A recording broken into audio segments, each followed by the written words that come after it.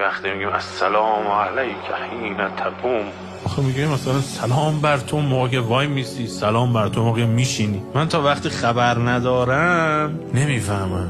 خدا روزی کنه وقتی تشریف میاره منم باشم، بعد این همه ما اونجا همجوری توتیواری یه چیزی میگفتم که بعد میبینی دلت میخواد قربون همه کاراش بری، قربون بلند شدنت، قربون نشستنت، قربون قرآن خوندنت، قربون سخن گفتنت، قربون قنوت گرفتنت. فدات بشم موقع که نماز میخونی، فدات بشم موقع که ما نگاه میکنی، فدات بشم موقع که ما حرف میزنی، فدات بشم موقعی که ما فکر میکنی، فدات بشم موقعی که سحر من خوابم خودم برا خودم نگران نیستم، تو پا شدی منو دعا میکنی. بعد میگه دیگه چی میخوای؟ دنبال چی میگردی؟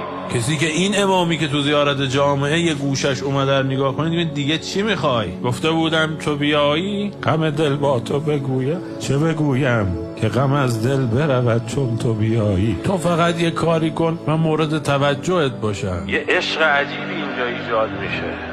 تو کمان کشیده و در کمین، که زنی به تیرم و من غمین. فکر نکنی غمم از اینه میخوام از دست تیرت فرار کنم، همه یه غمم بود از همین که خدا نکرده خطا کنی. دنیای من و شما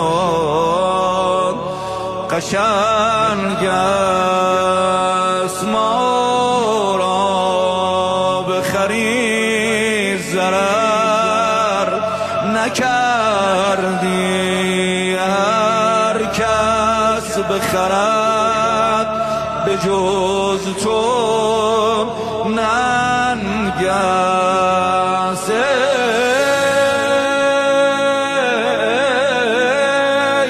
کاش خبر بگیری از ما، بس که دلمان برات